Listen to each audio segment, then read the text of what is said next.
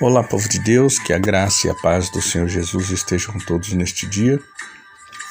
Nós vamos continuando a leitura do nosso livro, de 2 Crônicas, capítulo 28. Vamos ler do versículo 1 até o versículo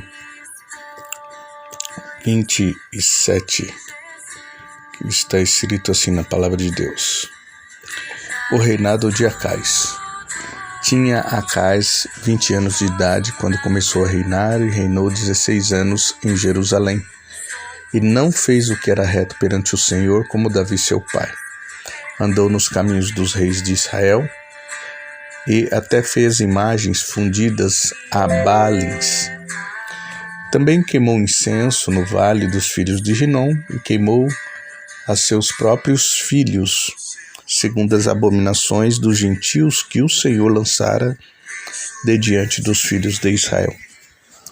Também sacrificou e queimou incenso nos altos e nos outeiros, como também debaixo de toda árvore frondosa, pelo que o Senhor, seu Deus, o entregou nas mãos dos reis dos sírios, os quais o derrotaram e levaram dele cativo uma grande multidão de presos que trouxeram a Damasco.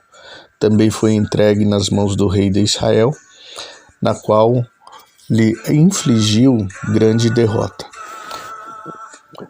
Porque Peca, filho de Remalias, matou em Judá, num só dia, 120.000 homens. Todos homens poderosos, por terem abandonado o Senhor, Deus de seus pais.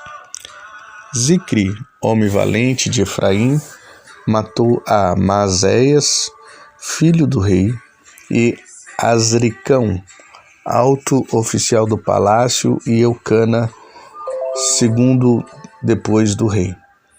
Os filhos de Israel levaram presos de Judá, seu povo irmão, 200.000, mulheres, filhos e filhas, e saquearam deles grandes despojos e o trouxeram para Samaria.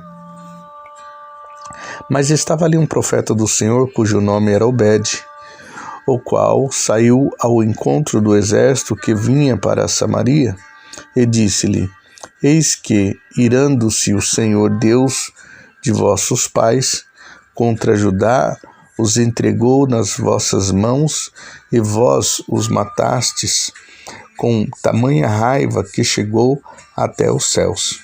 Agora cuidais em sujeitar os filhos de Judá e Jerusalém, para vos serem escravos e escravas.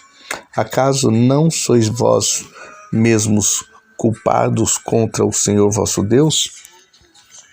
Agora, pois, atendei-me e fazei-me voltar os presos que trouxeram cativos de vossos irmãos, porque o brasume da ira do Senhor está sobre vós. Então se levantaram alguns homens dentre as cabeças dos filhos de Efraim, a saber, Azarias, filho de Joanã, Berequias, filho de Mesilemote, Jesquias, filho de Salum, e Amasa, filho de Hadlai, contra os que voltavam da batalha. E disse-lhes: Não fareis entrar aqui esses cativos, porque intentais acrescentar aos nossos pecados e a nossa culpa diante do Senhor. Ainda outros, a nossa culpa já é grande, e o brasume da ira do Senhor está sobre nós. Então os homens amarrados deixaram os presos e o despojo diante dos príncipes de toda a congregação. Homens foram designados nominalmente, os quais se levantaram e tomaram cativos, e o do despojo vestiram a todos os que estavam nus. Ungiram a todos os que por fracos não podiam andar. Levantaram sobre jumentos a Jericó, cidade das palmeiras, a seus irmãos, e então voltaram para Samaria. Acás pede socorro aos sírios. Naquele tempo mandou o rei Acaz pedir ao rei da Síria que o ajudasse, pois vieram de novo os edomitas e derrotaram a Judá, e levaram preso em cativeiro. Também os filisteus deram contra a cidade da Campina do sul de Judá, e tornaram a Bet-Semes, Aijalon, Gederote, Socó e suas aldeias, Timna e as suas aldeias, e Ginzo e suas aldeias, e habitaram ali. Porque o Senhor humilhou a Judá por causa de Acaz, rei de Israel,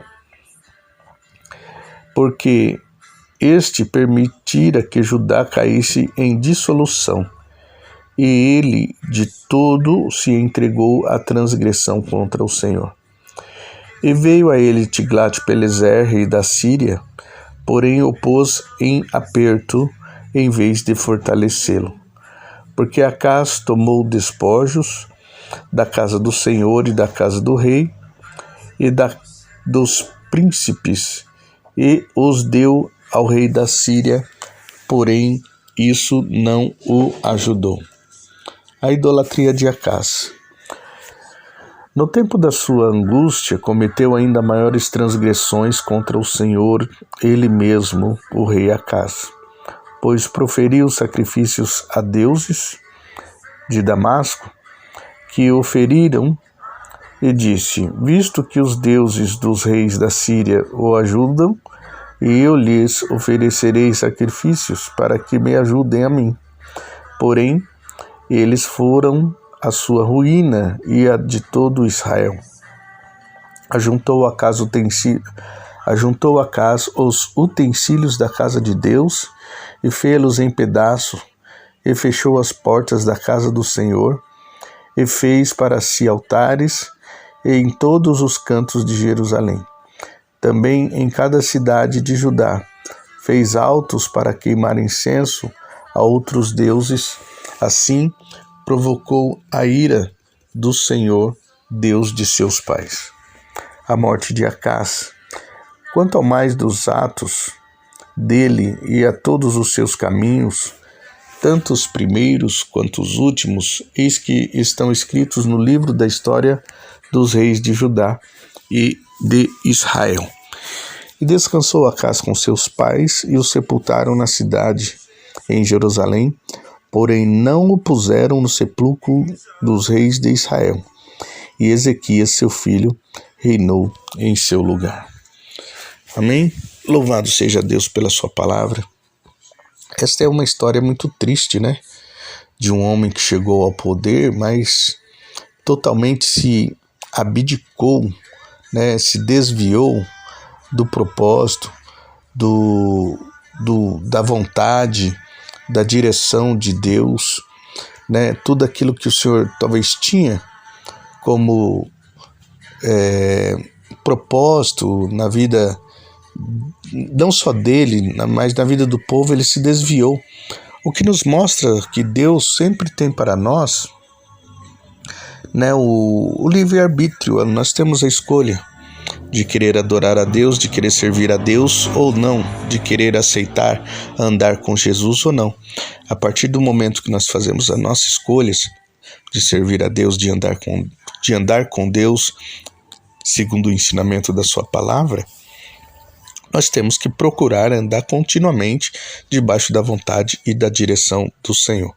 Não foi assim com Acaz. Nós vemos que a ruína dele foi, gradativa, constante, foi indo de mal a pior, ao ponto de queimar os seus próprios filhos como oferenda para os deuses, sendo abominação para o Senhor. Sendo abominação para o Senhor, ao ponto de criar altares e adorar os deuses da Síria, porque ele achava que os deuses da Síria, como ajudaram os sírios, iria ajudar ele também. Mas o problema da mente fechada, da mente espiritual, quando está fechada, é que ela não consegue enxergar que Deus está no sobrenatural e não no natural. Que Deus não está no palpável, Deus não está naquilo que se pode ver ou que se pode enxergar. Deus está na condição de que nós colocamos a nossa fé em ação e através da nossa fé nós cremos que Deus pode agir, que Deus pode operar, que Deus pode fazer um milagre necessário nas nossas vidas. Infelizmente, com Acaz não foi assim.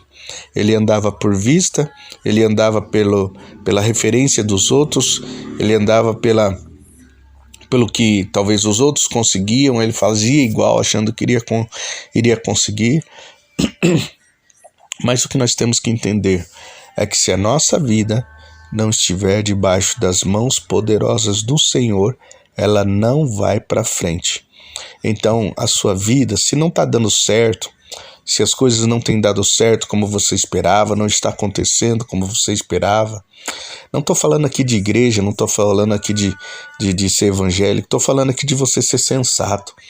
Pare um pouco, pense, peraí, eu estou fazendo isso, eu estou sendo assim, a minha vida eu tenho levado assim há tanto tempo e não está dando certo.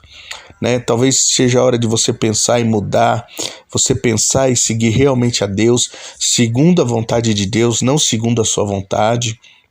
Talvez seja um momento da tua vida de você compreender e abrir na sua mente que Deus tem um novo caminho para você, não debaixo dos seus direcionamentos ou debaixo das suas vontades, mas debaixo do novo que Deus quer entregar para nós. Nós vamos ver que, né, os sucessores agora de Acaz, o rei Ezequias, né, foi abençoado por Deus. Então, o que vai fazer a diferença do sucesso nas nossas vidas são as nossas escolhas. Né, e que você possa escolher andar com Deus, possa escolher viver para Deus, possa escolher receber a vontade de Deus e praticar a vontade de Deus, para que toda sorte de bênção venha sobre a tua vida continuamente, dia após dia. Olha que interessante, aqui levaram de Judá, né, 120 mil homens presos, né, o próprio povo de Israel, né, os irmãos de tribos lá do Reino do Norte, levaram 120 mil mulheres, crianças presos. E antigamente, né, o Senhor usou um anjo para matar 185 mil homens que era do povo inimigo. Então olha como é a balança, o que Deus faz de diferente na vida daqueles que o servem, o que Deus faz de diferente na vida daqueles que acreditam nele, que buscam ele. Aos olhos humanos, aos olhos naturais, as pessoas podem achar que não acontece, que não é verdade, que não vai ser realidade, mas pelos olhos da fé nós cremos e acreditamos. Na hora certa o Senhor vai agir em nosso favor, na hora certa o Senhor vai operar um milagre em nosso favor. Eu não sei se você conhece da Guerra dos 6 Dias, tem até um filme que fala sobre isso, quando os países árabes se reuniram contra Israel para derrotar Israel. Israel descobriu desse plano, isso já nos dias atuais, aí, 1970, 1950, Israel conseguiu descobrir esse plano e em 6 dias Israel derrotou todos os inimigos que estavam tramando, tentando destruir eles, a Síria, Egito e tantos outros países. Porque quando temos a direção de Deus nas nossas vidas, o milagre se torna realidade. Talvez seja o momento de você parar em si e falar, eu preciso de um milagre na minha vida, eu preciso de uma mudança na minha vida, e é isso que o Senhor Jesus quer fazer na tua vida, tá bom?